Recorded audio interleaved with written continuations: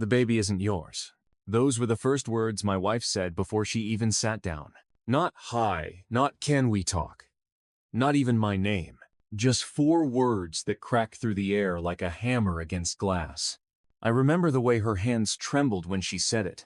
She pressed them together, interlocking her fingers so tightly her knuckles went white.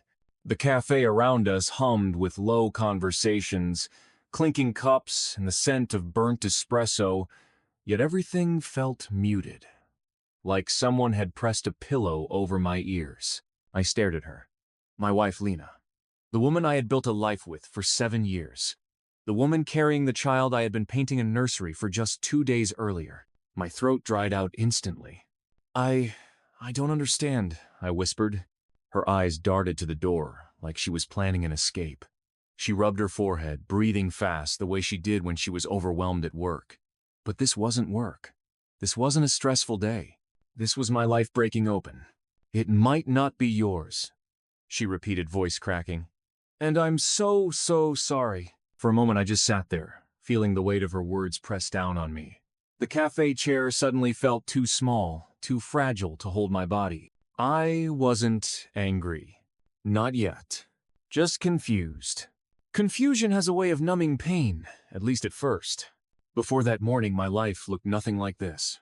I used to wake up to the soft sound of Lena stirring in the kitchen, her slippers brushing the hardwood floor. She always made coffee too strong, but I drank it anyway, mostly because she handed it to me with that sleepy, half smile that made me think she was exactly where she wanted to be. Our house wasn't big, but it had warmth.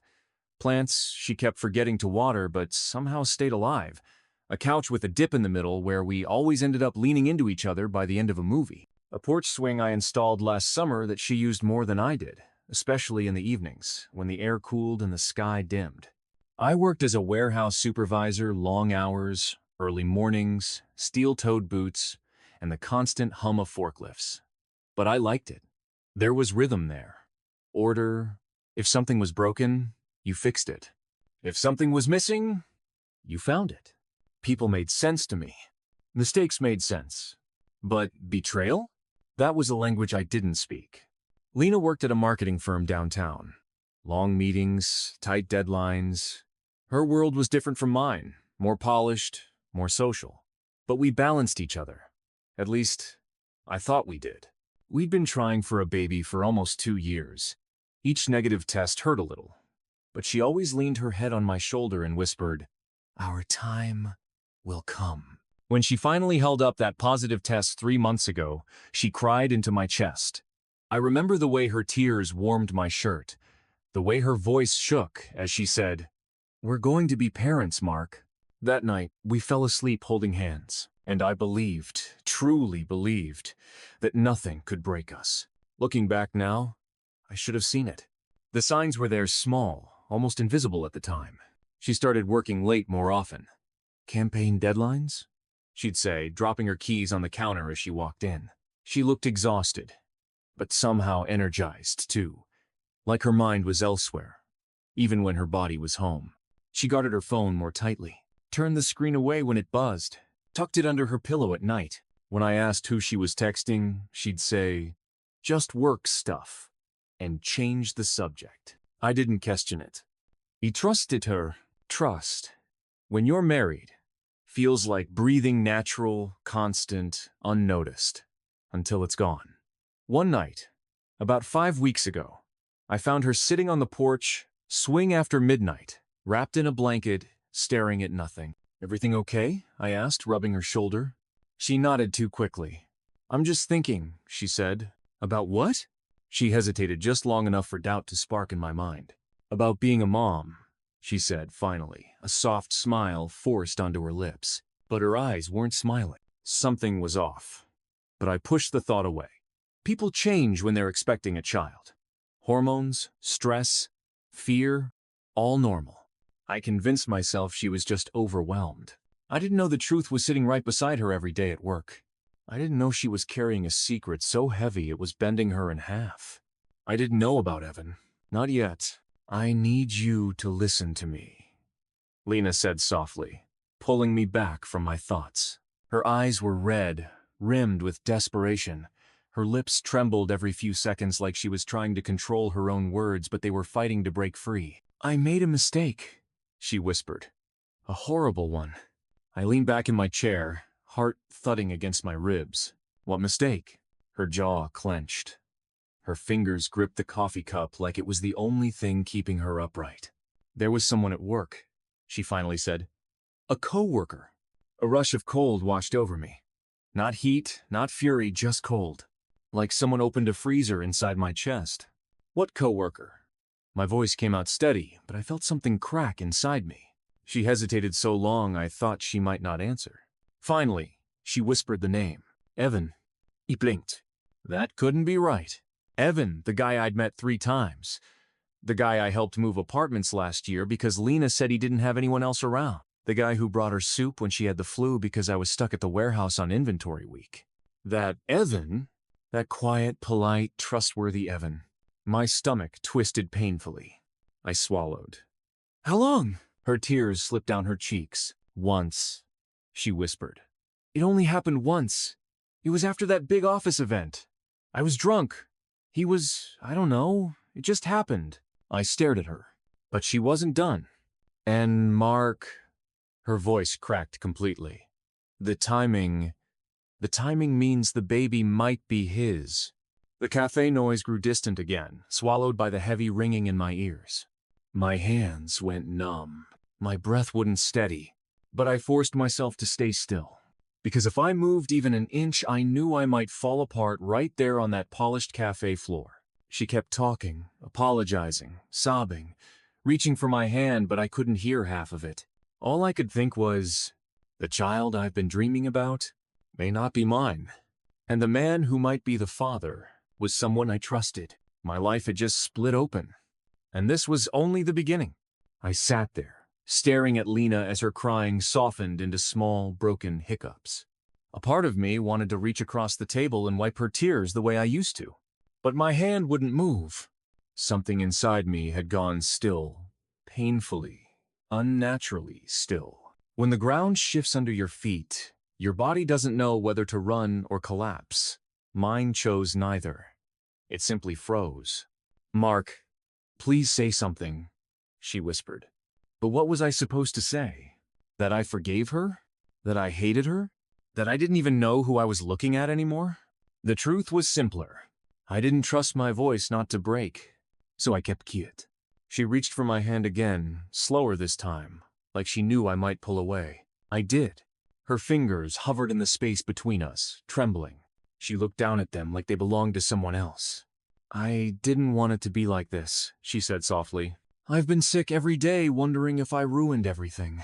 I kept telling myself I'd bury it, pretend it didn't happen. But when I found out I was pregnant," her chin quivered, "I couldn't lie anymore."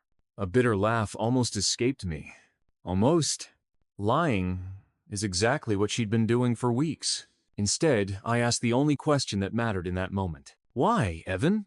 She looked up sharply, eyes wide, like she wasn't expecting that question. "I don't know," she whispered. "It was stupid. It was one night. We were celebrating that campaign win. I drank too much. He walked me to my car and—" I raised a hand, stopping her. I didn't need the details. Knowing the outlines of the betrayal was enough. I didn't need to paint it in color. "How long were you going to hide this from me?" Her mouth opened, then closed. Her eyes darted to her coffee again. "I was scared," she whispered. "Scared you'd leave me. Scared of losing everything." I swallowed hard. "And you thought confessing now would save it?" "No, I don't know. I just—" Her voice broke into a sob. "I'm trying to do the right thing now." But that was the thing about betrayal. Doing the right thing afterward doesn't erase the wrong thing that caused the damage. I finally pushed my chair back. The legs scraped against the floor, making several heads turn. She flinched. "Where are you going?" Her voice tightened.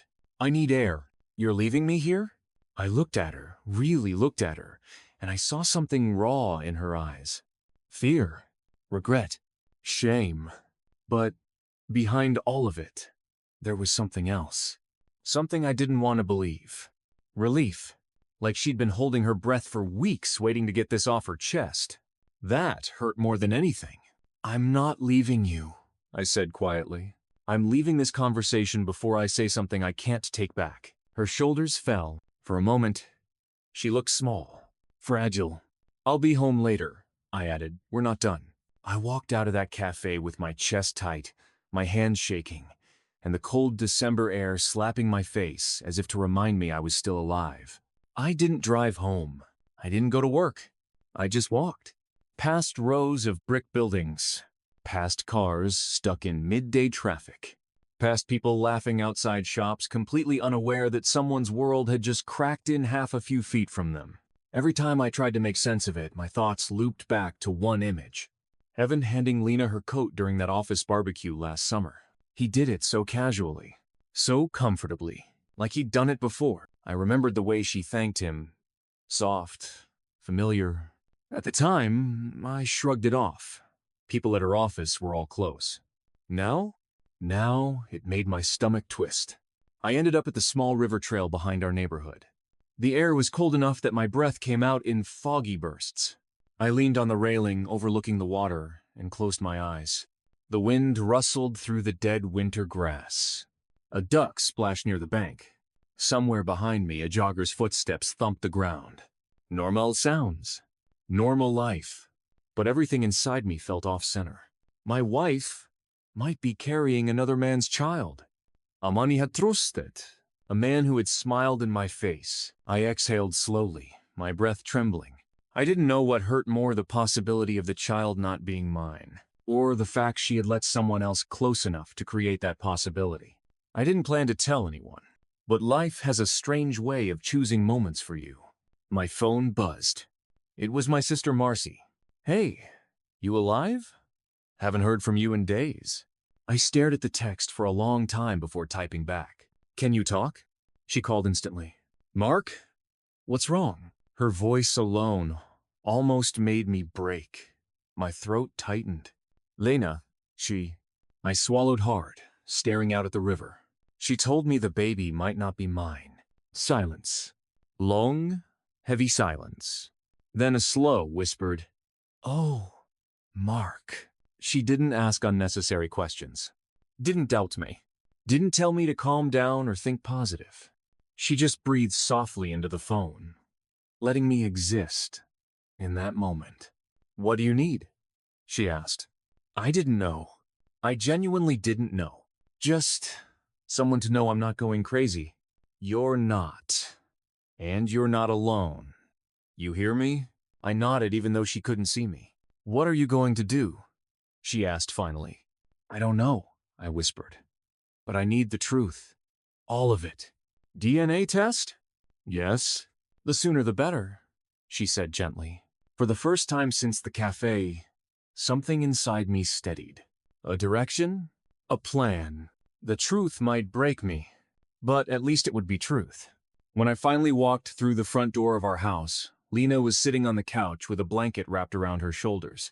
Her eyes were swollen from crying. The TV was on but muted. When she saw me, she stood up. I'm so sorry, she whispered. I didn't respond. I walked past her and sat in the armchair across from her, not beside her like I normally would. Her lip trembled. Do you hate me? She asked. No, I said truthfully. Hate takes energy. I didn't have any left. I want a DNA test, I said quietly. Her breath hitched. She nodded. Okay, we'll do it as soon as possible. I'll schedule it, she whispered. I leaned back, staring at the wall behind her, because looking at her hurt too much. We'll figure out the rest after we know the truth, I said. She wiped her cheeks. Mark? I didn't answer. I love you, she whispered. I closed my eyes, because love wasn't the question anymore.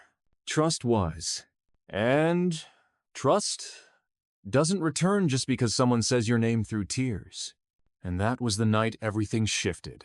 Stillness replaced certainty. Silence replaced warmth. And for the first time since we got married, I wasn't sure we'd survive this. I barely slept that night. I lay awake staring at the ceiling, listening to the soft hum of the heater clicking on and off. Lena slept on her side of the bed, her body curled inward, the way she used to sleep when she was cold or scared. Every few minutes she let out a shaky breath, like she was crying even in her dreams. There was a time when I would have pulled her close, laid a hand on her back, whispered that everything was okay. But the space between us felt like a canyon now, wide, deep, impossible to cross in the dark. Around 3 a.m., I got up and went to the living room. I sat on the couch, elbows on my knees, staring at the baby book she'd left on the coffee table. A soft, yellow cover. Tiny silver stars. A place for footprints and first words. I picked it up and flipped it open. On the first page, in her handwriting, she had written, "Baby Parker, you are already so loved." My chest tightened. The kind of tight that hurts. The kind that feels like a bruise on your heart. I closed the book gently, set it down, and whispered to the empty room. I hope that's still true. The next morning was quiet. Too quiet. We moved around each other like strangers trying not to collide. "I made the appointment," Lena said softly, while buttering a piece of toast she didn't even eat. "It's in 2 days. I nodded. 2 days. 48 hours that felt like 48 years. She finally looked at me. Really looked. And I could see the damage her guilt was doing to her. The dark circles. The pale complexion. The constant swallowing like she couldn't keep her heart down. But pain doesn't undo betrayal. It just makes it look human. Around noon, she said, "I'm going to work. I need the distraction." I didn't argue, but as she grabbed her purse, I noticed something that made my stomach drop. She hesitated, just for a second, just long enough that I saw the flicker of dread in her eyes. "Is Evan going to be there?" I asked quietly. Her shoulders tensed. "I don't know," she whispered. "He's been avoiding me since that night. We barely talk. It was meant to comfort me. It didn't. If anything, it made something cold crawl down my spine."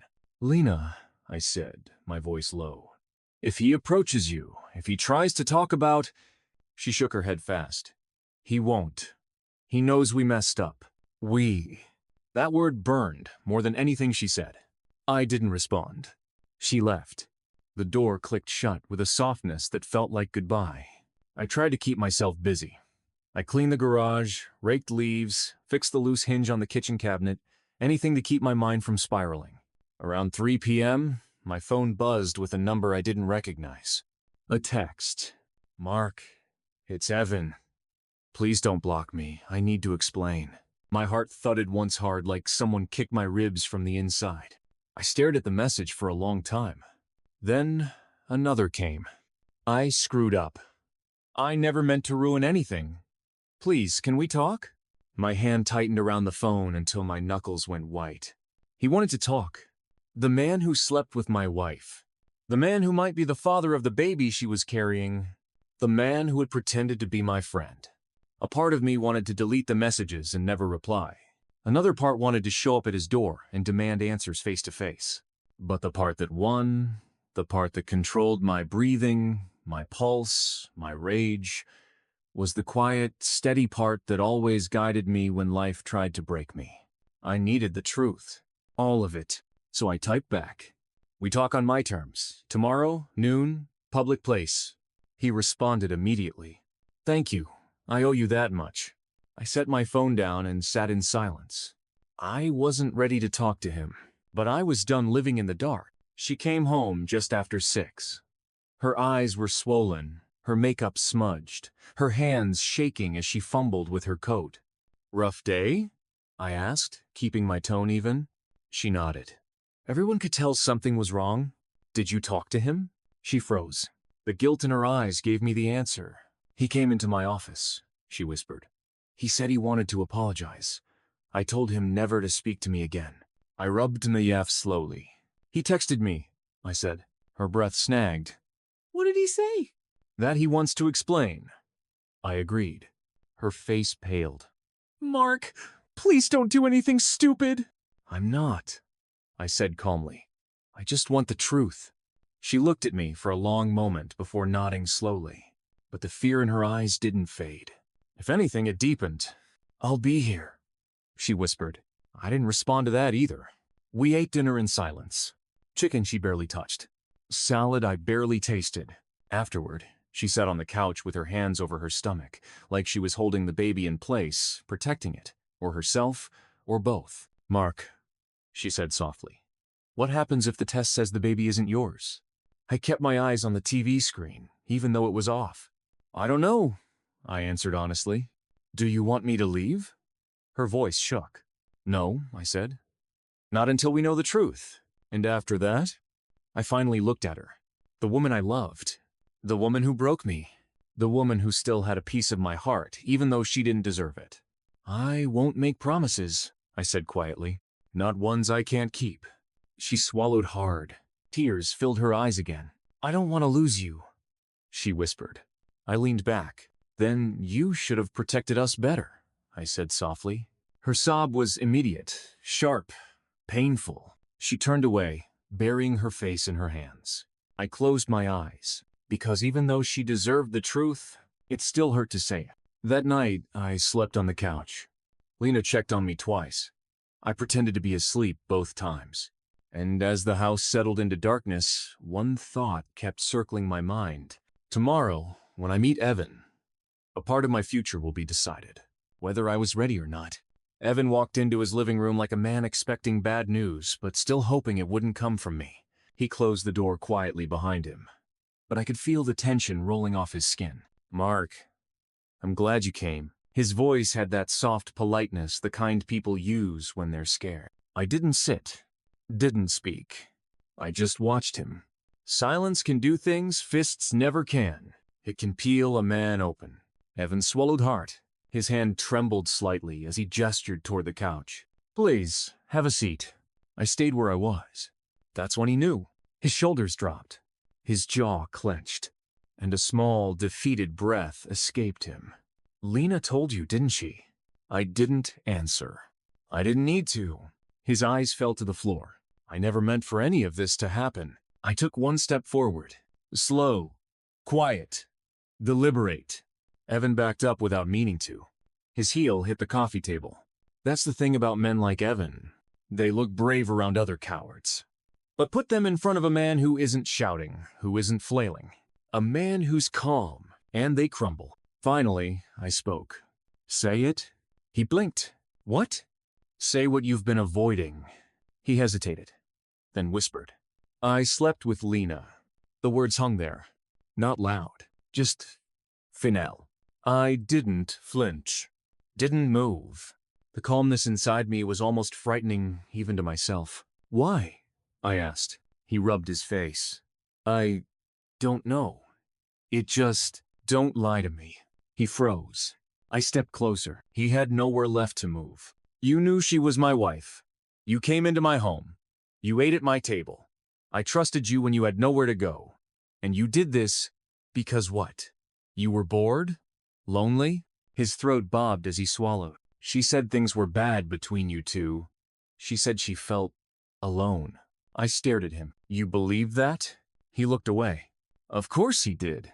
Cowards always choose the version that lets them feel innocent. But I wasn't here for excuses. "Whose idea was it?" I asked quietly. "Yours or hers?" He hesitated, and hesitation is its own answer. "Both," he finally said. "We were working late one night," she cried. I comforted her. One thing led to another. "That's not an accident," I said. "That's a choice." Evan's eyes brimmed with guilt. "You're right." He sank onto the couch like he couldn't carry the weight anymore. "I'm sorry, Mark. Truly. It was selfish. Weak. I should have stopped it." I looked at him the way a surgeon looks at a tumor he's about to remove. "And the baby?" His breath hitched. I don't know," he said. "But I think there's a chance." I knew there was more. His eyes kept flicking away. Guilt was only half of it. Fear was the other half. "What aren't you saying?" He shook his head. "Nothing. Evan." My voice didn't rise. It didn't need to. He finally broke. "It wasn't just once." There it was. The truth. Cold. Sharp. Cruel. "How long?" I asked. "A few months." My jaw tightened, just slightly. Enough for him to see. He winced like someone had punched him. She said you two were arguing a lot. Said she felt invisible. Said you were stressed about work. He ran a hand through his hair. I used that to justify everything. And you didn't worry about the risk? The consequences? He looked ashamed. I didn't think it would go this far.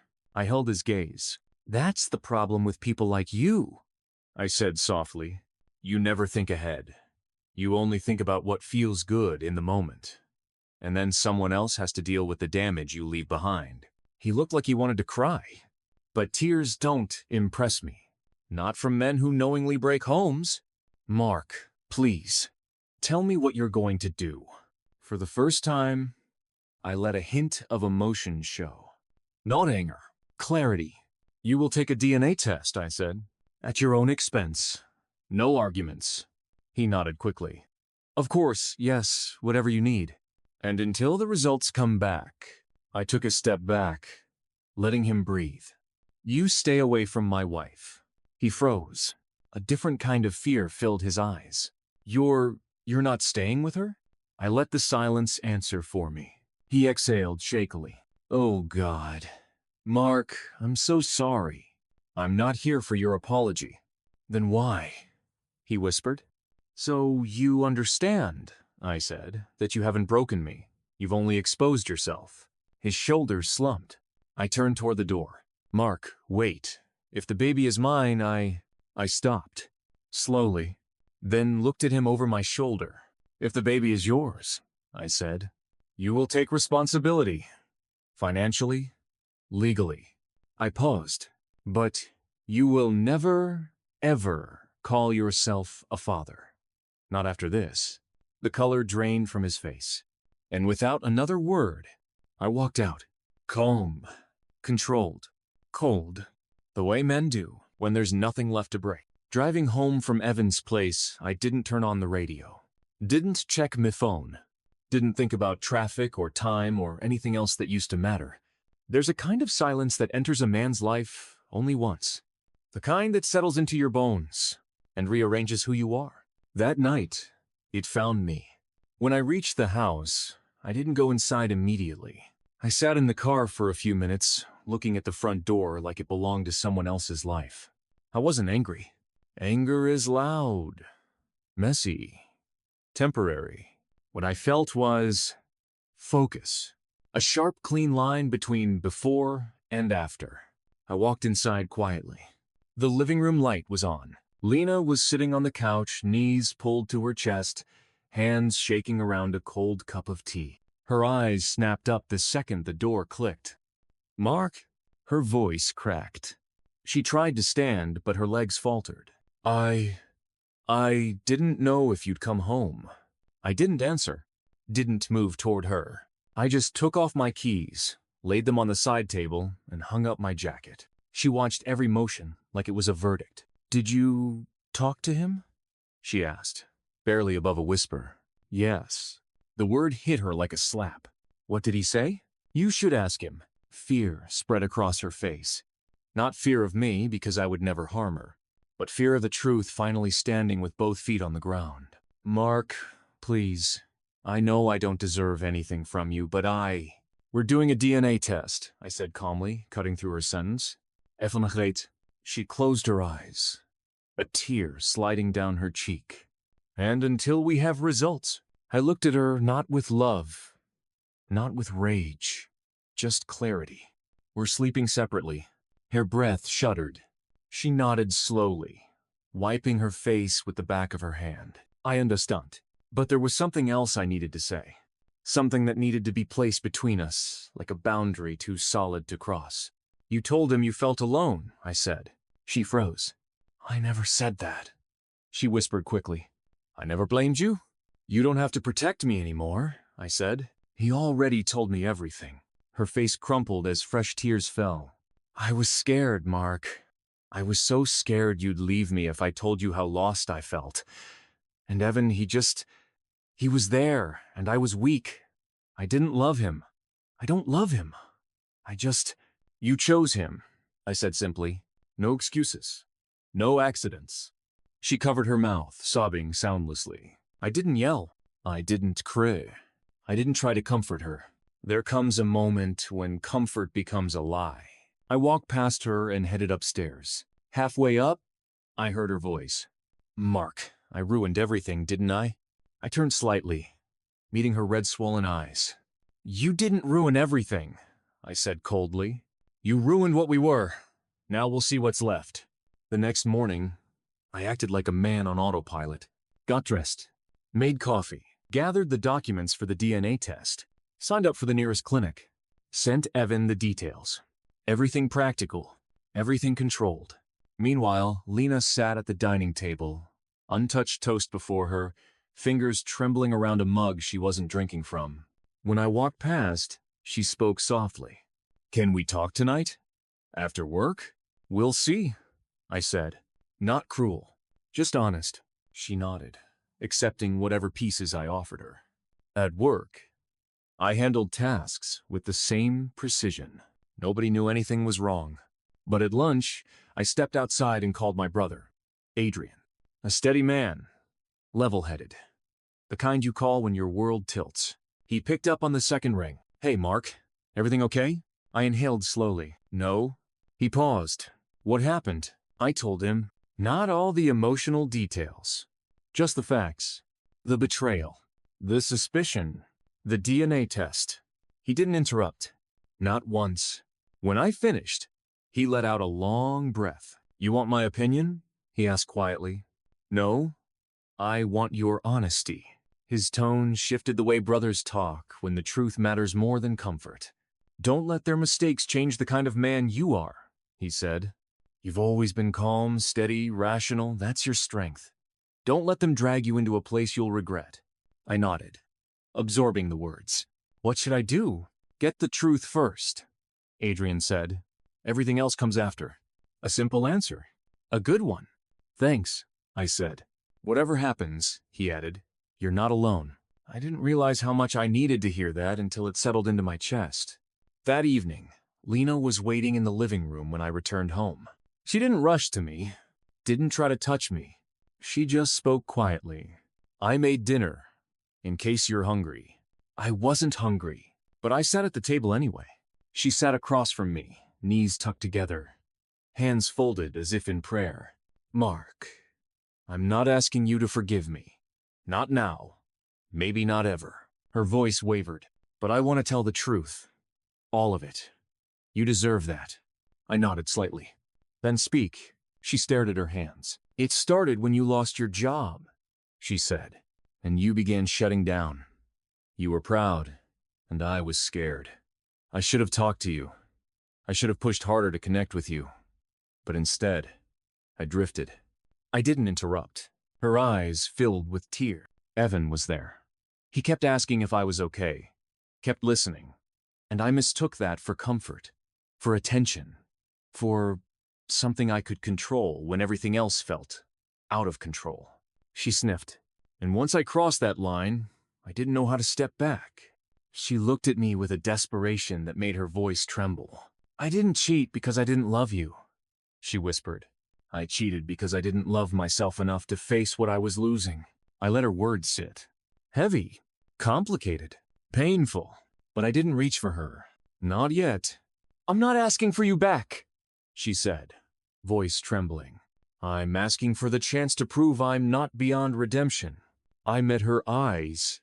Steady, calm, unreadable. We'll see the results, I said. Then we'll decide what's left to fix. She nodded, face crumpling with both hope and fear. A fair balance, considering what she'd broken. 3 days later, the DNA test results were ready. I didn't open the email at home. I didn't open it in the car. I went to the clinic in person, partly for neutrality, partly because some truths need to be spoken in rooms where strangers won't take sides. Lena came with me. She didn't ask to. She simply stood by the door that morning, waiting, eyes tired, face pale, hands shaking, but she kept them clasped together so I wouldn't see. I saw anyway. The nurse led us to a small consultation room. White walls, mint disinfectant smell, a slow ticking clock. She handed me the envelope and left. The room felt too quiet. Lena stared at the floor. I could hear her breathing uneven, shallow, terrified. I opened the envelope. My eyes scanned one line. Probability of paternity, 0%. A quiet exhale slipped from my lips. Not shock. Not outrage. Confirmation. I set the paper on the table and slid it toward her. She didn't reach for it. She just closed her eyes, tears sliding down her cheeks. "I'm so sorry," she whispered. Her voice sounded like it came from someplace far inside her. I hoped I was wrong. I stood. Not abruptly, not dramatically. Just enough to place distance between the life we had and the life now in front of us. "Mark, please." "I'm not yelling," I said calmly. "I'm not leaving in anger. But this changes everything." She sobbed into her hands, shoulders shaking silently. I walked out, not cruel, not triumphant, certain. By afternoon, the truth had already found its way to the people who mattered. Not because I told anyone, but because secrets rot fast, and guilt leaks through cracks. Adrian showed up at my house without warning. He didn't ask questions. He just hugged me tightly. "I'm here," he said simply. That was enough. A few hours later, Lena's mother called. I answered out of respect. "Mark." Her voice was trembling. "I heard. I am so sorry. I never raised her to do this." "It's between us," I said quietly. "I'd appreciate privacy." "You'll have it," she promised. "Whatever you choose next, I support you." Even her voice carried shame, a mother grieving a version of her daughter she no longer recognized. But the biggest consequence wasn't mine. It was Evan's. Because news travels fast inside workplaces, especially small ones.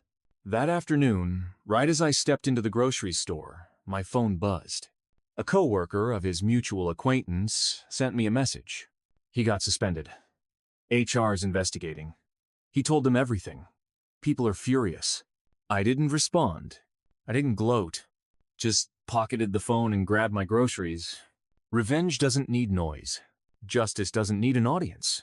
But the universe has a way of placing people where they've earned to stand. As I walked back to my car, I noticed Evan standing across the parking lot near the pharmacy entrance. He looked like he hadn't slept in days, hair disheveled, eyes swollen, clothes wrinkled. He spotted me instantly and froze. For a moment, neither of us moved. I didn't approach him. He approached me. Slowly, carefully, like a man walking toward his own consequences. "Mark," his voice cracked. I'm sorry. I know that means nothing. I know I ruined." "You didn't ruin me," I said calmly. "You ruined yourself." He swallowed hard. "I lost my job," he whispered. "And my fiancée left. She said she can't marry someone who betrays like this." I nodded once. "Consequences," I said. "They're not punishment. They're payment." His eyes filled. Not with self-pity. With something more honest. The weight of a man finally facing the damage he caused. "You're a better man than me," he said quietly. "You always were. And instead of respecting that, I took advantage of it." "That's your burden," I said. "Carry it. Learn from it." He nodded, tears slipping down his cheeks. Then he stepped back, turned away, walked off without expecting forgiveness. And he was right not to. Some things don't get forgiven. They get understood and released. When I reached home, Lena was sitting on the porch steps, wrapped in a sweater despite the warm air. Her eyes lifted when she heard my footsteps. Red, puffy, exhausted. "I heard about Evan," she said softly. I didn't respond. "I didn't want that for him," she whispered. "I didn't want to destroy anyone." I looked at her steadily. "You destroyed what mattered," I said. "You don't get to choose how the pieces fall." She looked down, tears dripping onto her knees. "Are you leaving me?" she asked, not looking up like she already knew the answer. "I'm not deciding anything today," I said.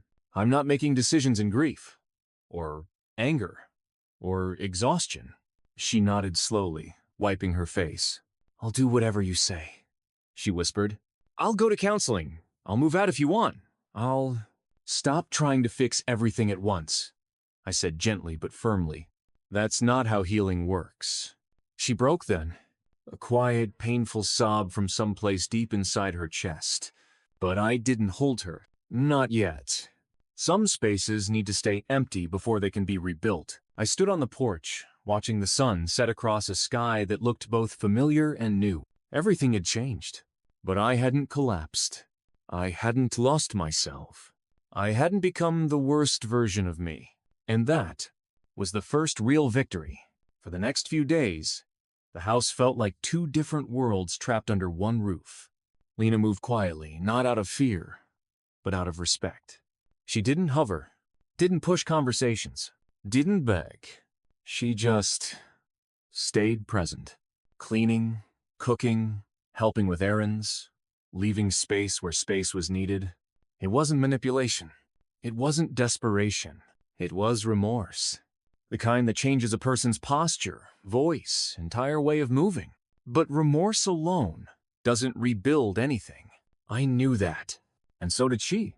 3 days after the DNA test, I asked her to sit with me in the living room. No accusations, no harshness, just honesty.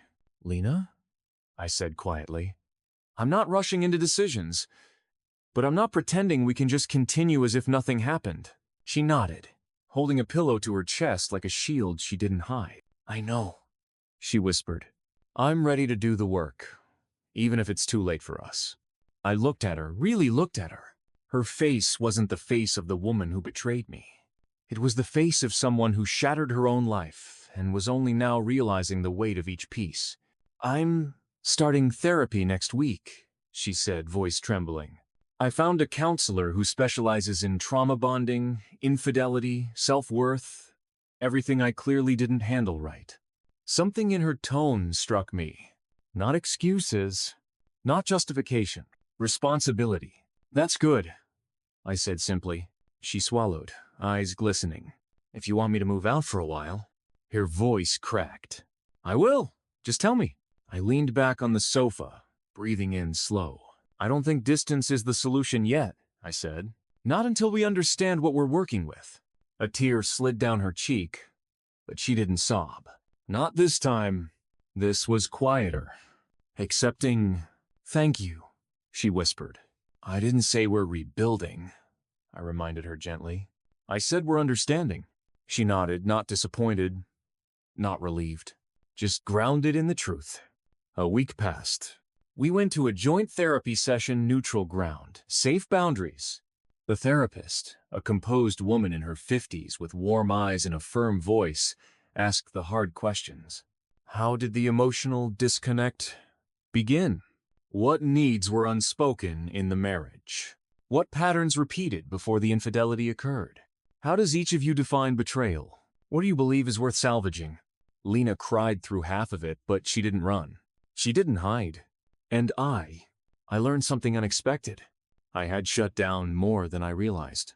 Not intentionally, not cruelly, just quietly. During months of unemployment, stress, exhaustion, I had retreated inward. Not to punish her, but to protect myself. But withdrawing is still withdrawing. And two lonely people living inside one marriage is a dangerous thing.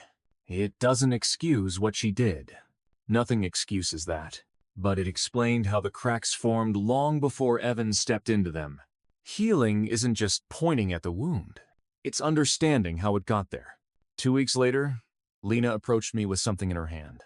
A small blue notebook. "I've been writing," she said quietly. "Therapy homework. Letters I wrote but didn't send. Things I needed to say to you or to me." She held the notebook out. "You don't have to read it, but if you want the truth of where my mind was, it's all in here." He hesitated. Then I took it. That night, I read every page. And it broke me in a different way. Not the way betrayal did. Not with anger. Not with humiliation. But with clarity. Her entries weren't excuses. They were confessions. Grief. Self-blame. Genuine desire to heal the parts of her that made her believe secrecy was easier than honesty. When I finished reading, I closed the notebook gently. Not everything she wrote made me forgive her, but it made me understand her brokenness. And also, my own. Healing, I realized, isn't choosing whether the marriage survives. Healing is choosing whether the people inside it do. We didn't rush. We didn't pretend. We didn't force reconciliation. We took slow, deliberate steps, separate rooms, shared meals, therapy sessions, individual healing, small conversations, no physical intimacy, boundaries, not walls. And gradually, something changed. Not the past, not the pain, but the weight of it. The sharp edges softened. The constant ache eased. The anger released its grip. And one morning, as I drank coffee at the kitchen counter, Lena walked in quietly and said, "Whether you stay or go, I want you to know something." I looked at her. "I'm proud of how you handled everything," she said. "Your strength, your dignity, your patience. You didn't break. You didn't turn bitter. You didn't become someone you're not." A soft breath left my chest. Not a sigh, not relief, something like peace. "I had to choose," I said softly, "between becoming smaller because of what happened or becoming clearer." She nodded, wiping a tear. "You chose clarity. And healing?" I added. "For myself, not for the marriage." She smiled sadly. "I'll accept whatever ending you choose." And for the first time in months, I felt something new. Not love, not resentment. A clean space inside my chest. Open, steady, ready for whatever would come next. We weren't healed yet, but we were healing. And sometimes, that's the most important part. 3 weeks after the confrontation with Evan, the house felt different. Lighter. Not happy, not yet, but no longer suffocating.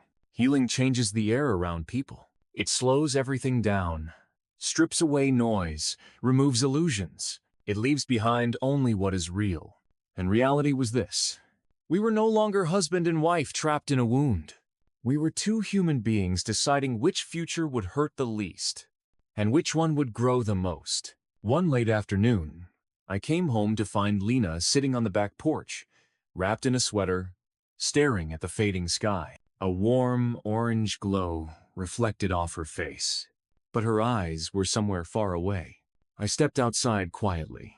She didn't flinch. She sensed me long before she saw me. She had always been attuned to my presence.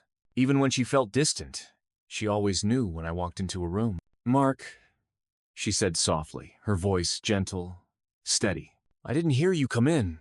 I didn't want to interrupt." She shook her head. "You never interrupt." "Once? That would have sounded sweet." Now it sounded honest. Painfully so. She gestured to the chair beside her. "Sit." I took the seat. For a moment, neither of us spoke. Just the sound of evening wind brushing the leaves. Then, she exhaled slowly. "I talked to my therapist today," she said, "and she asked me the question I've been avoiding." I didn't ask what it was. I already knew. She turned to me, eyes clearer than I'd seen in months. She asked, what I would do if you chose to move on. Her voice didn't shake. She wasn't crying. This wasn't the woman who panicked about losing me. This was the woman who finally accepted reality. "I told her I would grieve," she continued, "and I would heal. But I wouldn't try to chase you or guilt you. I wouldn't try to hold you to a promise I broke myself." I nodded slowly. "That sounds like growth," I said. She smiled, small, sad, genuine. "And then she asked me another question," she said quietly. "What if he chooses to stay? What would you do differently this time?" This time her voice trembled slightly, not from fear, but from hope she didn't want to abuse. "And?" I asked. She looked at her hands, then at me. I told her I wouldn't rebuild the old marriage. She shook her head. "That one had holes long before it broke. I'd build something new, something healthier, something honest." Her eyes glistened. "And I'd spend the rest of my life proving to myself, not to you, that I would never break trust again. I want to be a woman I respect, not just one I hope you can forgive." That hit deeper than I expected. Not because of her words, but because she meant every one of them. For the first time, I saw a version of Lena I had never met before. Not the woman who cheated. Not the woman who begged. Not the woman who panicked or lied or collapsed under guilt. But the woman who learned. The woman she should have been long ago. "Mark!" she whispered. voice trembling. I'm not asking you to stay. She swallowed, breathing hard, steadying her courage. I'm asking you to choose what makes your soul peaceful. Her wording surprised me. Not stay with me. Not fight for us. Just choose peace. It's rare for someone who caused damage to want the person they hurt to truly heal even if it leads them away. That kind of unselfishness is a sign that the storm is passing. I leaned back, staring at the horizon. I've been thinking about that, I said quietly. Her breath caught gently. But before I decide, I need to understand one thing. She looked at me, attentive, focused. When you went to Evan that night, was he your escape from the stress we were under? Or was he filling something you never told me you needed? Silence. Then, he was my escape, she said honestly. I was overwhelmed, confused, feeling worthless. I thought you were tired of me, because you were tired of everything. Her eyes softened, and instead of talking to the man I loved, I ran to the easiest silence I could find. There was no anger in her voice, just regret, mature, processed regret. She continued, you were overwhelmed. I was lonely. Neither of us spoke, and I'm the one who broke. She wiped her cheek. But the loneliness wasn't new, Mark. I turned my head toward her. She met my eyes with courage. It started long before that night, she whispered. Long before Evan. Long before the stress. Her voice softened. You stopped letting me in. Months before I let someone else in. Not an accusation. Not blame. Just a truth that took both of us to create. I breathed out slowly, and she added, pain doesn't justify betrayal, ever. She shook her head firmly. I take full responsibility, but I also recognize we were drifting apart on a deep level and neither of us noticed until it was too late. She looked away. I miss the way you used to look at me. The way you laughed. The way you touched me without thinking. The way we used to be a team. Her voice cracked just once, then steadied. And I know I'm the one who shattered that version of you. Not us. You. She understood what she broke. I stayed quiet for a long moment, then said, Lena. She looked up. I'm not staying for the old marriage, I said calmly. It's dead. A tear escaped her eye. But I'm not walking away from the woman sitting in front of me now. Her lips parted in shock, not joy. Just disbelief. We rebuild, I said carefully, at a slow pace. No rushing, no pretending, no back to normal. Her hand went to her mouth, silent emotion shaking through her. And if at any point, I added, I feel myself losing peace, I walk away. Not out of anger, but out of self-respect. She nodded vigorously, tears falling. I understand, she whispered. I accept every boundary, every condition, every pace. I breathed once, deeply. Then let's start from zero, not as husband and wife, as two people, learning each other again. She cried softly, not desperate, not pleading, just relieved. Healing doesn't erase the past. It simply builds something stronger than the wound. And for the first time, we stood on the same side of the damage. Not broken, just rebuilding. Together, not because we had to, but because we still could. 3 months passed. It's strange how time moves differently when your life has been cracked open. Some days felt long and heavy, as if I were dragging my own heart behind me. Others passed quickly, filled with small moments of hope. Lena's shy smile across the kitchen table, Andrew falling asleep on my chest, the little infant sounds that reminded me why I chose to stay. But overall, the truth was this. I wasn't the same man I was before everything happened. I didn't look at love the same way. I didn't look at trust the same way. I didn't even look at myself the same way. Healing wasn't a smooth line. It was a zigzag. Progress, setback, progress again. But at least I was moving. One quiet Sunday morning, I woke up before the Sunday. The house was still. Andrew's soft breathing came from the bassinet beside the bed. Lena was curled up on her side, facing away from me, her hair spilling across the pillow like dark waves. She had changed, too. She was quieter now, humbled by the weight of what she had done, but not crushed by it. She didn't try to pretend everything was fine. She didn't force conversations. She didn't pressure me into forgiveness. Instead, she had given me space. Real space, not the kind she once asked for. Every morning she asked, "How are you today?" And she meant it. Some days my answer was honest, "I'm okay." Other days it was also honest, "I'm not there yet." And she accepted both. I got out of bed and walked downstairs. The kitchen smelled faintly of last night's chamomile tea. I brewed myself a coffee, the rich, earthy aroma filling the room, and stepped onto the back porch. Cold morning air hit my face, and for the first time in months, it didn't sting. I sat on the old wooden steps, holding my mug between both hands. The sky was a pale blue, fading at the edges, like someone had washed it overnight. I didn't think about the betrayal. I didn't think about DNA tests. I didn't think about Evan. I just breathed. That alone was progress. A soft creak behind me made me turn. Lena stood in the doorway, wearing one of my hoodies, her hair tied messily at the back of her head. "You're up early," she whispered. "I guess I am." She hesitated, then stepped outside and sat beside me, leaving a respectful inch of distance. Not because I asked her to, but because she sensed it. I admired that about her now. The awareness. Before all this, she had moved through life, assuming everything was fine, assuming I was unshakable, assuming love was something permanent and indestructible. Now she understood that love must be nurtured, tended to, and sometimes rebuilt from ashes. She pulled her knees to her chest, resting her chin on top of them. "I know you didn't choose this morning for deep talk," she said softly. "But can I say something?" I nodded. "I'm proud of you." I didn't respond, partly because I didn't know what to say, and partly because hearing that from her after everything carried more meaning than I expected. She continued, voice trembling slightly. "You didn't run away from Andrew.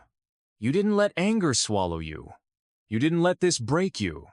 Most men would have walked out and never looked back. But you stayed. You fought. Not for me, I know that. But for what you believed was right." A small, honest smile touched her lips. "You're stronger than you think, Mark." I looked at her. Really looked at her. She wasn't trying to manipulate me. She wasn't sugarcoating anything. She wasn't asking for forgiveness. She was simply acknowledging the journey, my journey, without making it about herself. And that mattered more than she knew. After a quiet moment, I asked her something I'd been avoiding. "Do you still talk to him?" Her breath caught a small, sharp inhale. "No," she whispered. "Not since that day. I blocked his number. If I ever see him in public, I'll walk the other way. I'm done with all of it." I studied her expression, the fear, the shame, the sincerity. I believed her. But trust. Trust was something time would have to earn back. And she understood that. Then she reached into the pocket of my hoodie and pulled out something small. A folded letter. "Someone dropped this off for you yesterday," she said quietly. "It was under the door. I didn't touch it, I promise." My heart tightened. I took the letter. The handwriting was familiar. Evan. For a moment, I considered tearing it apart. But something in me, maybe the same stubborn courage that got me through the chaos, made me open it. The letter was short. "Mark, I don't expect forgiveness. I just want you to know the truth. I'm leaving town. Not running, just removing myself from where I don't belong. You're the better man. You always were. And Andrew? He's lucky to have you, no matter what the test said. This is my last contact. I won't disturb your life again. E." I folded the paper slowly. Lena watched my face anxiously. "What? What did he say?" "Nothing we need to worry about anymore." Her shoulders sagged in relief. I meant what I said. For the first time, Evan felt like a chapter that had truly closed. I looked out at the brightening sky. Maybe healing wasn't about pretending nothing happened. Maybe healing was about understanding that pain didn't have to define the rest of my life. I wasn't whole yet, but I was no longer broken, just rebuilding, one day at a time. I used to believe healing came in one defining moment, a single turning point where everything became clear. But the truth is quieter. Healing doesn't announce itself. It arrives in small ways. A calm morning, a steady breath, a moment where the past stops dragging your heart backward. 2 more months passed. Life didn't return to what it was. It became something new, something more mindful, more intentional, and maybe more honest. Lena and I started marriage counseling not to erase what happened, but to understand why it happened in the first place. I walked into the first session with my arms crossed, barely answering questions. But somewhere between the third and fourth session, I stopped feeling like I was defending myself and started realizing we were both learning how to communicate. Not perfectly, not easily, but honestly. One evening, after a long session, we walked out into the cool air, the sky fading into that deep blue that only comes after rain. Lena touched her elbow with her opposite hand, her usual nervous habit. "Thank you," she murmured. "For what?" "For trying. You could have stayed angry. You could have punished me. But you're choosing to work on this instead." I shook my head. "I'm not doing this for you. I'm doing this for Andrew and for myself." She smiled softly. "That's exactly why it means so much." Back home, Andrew was asleep, curled up in his crib with one hand sprawled above his head. His tiny breaths rose and fell like waves. I stood there watching him, feeling something shift inside me. Love makes room for pain, but pain also makes room for growth. One afternoon, I ran into someone I didn't expect. Evan's older brother, Daniel, worked at a hardware store across town. I went in to buy supplies for repairing a loose cabinet door in the kitchen, and there he was, tall, broad-shouldered, wearing the same tired eyes Evan used to have. He looked stunned when he saw me. "Mark," he said quietly. "Daniel." For a moment, the air between us was thick with unspoken tension. Then he sighed. "I heard everything," he said. "About Evan. About the baby. About the fallout." I didn't respond. I didn't owe him anything. He continued anyway. "He left. Not just town, he moved across the state line. Doesn't talk to any of us." I didn't know what to feel. Relief? Sadness? Closure? "He messed up," Daniel said. "But he wasn't evil. Just stupid, weak, and jealous." "Jealous?" I echoed. Daniel nodded. "He always saw how people respected you, how calm you were, how stable your life looked. Things he never had the discipline to build for himself." He swallowed hard. It didn't excuse him, but it explained him. Then Daniel said something I didn't expect. "He asked me to tell you something, in case I ever saw you." He paused, clearing his throat. He said, "Tell Mark he was the only real man in the room." I didn't know how to react. Anger felt too small. Forgiveness felt too big. But acceptance was just right. "Thank you," I said quietly. "Not for Evan, but for the closure." I walked out of the store with my bag of screws and brackets, feeling lighter than I had in a long time. Some endings don't need noise. Some apologies don't need words. A week later, I finished the cabinet repair. It wasn't a big job, 15 minutes with a drill and a level, but when Lena walked in, she stared at the perfectly aligned door like it was a symbol. "That's beautiful," she whispered. "It's just a cabinet, Lena." "No," she said softly. "It's you. Working. Fixing. Steady hands. A steady heart. I didn't deserve any of this." I walked past her, rinsing my hands in the sink.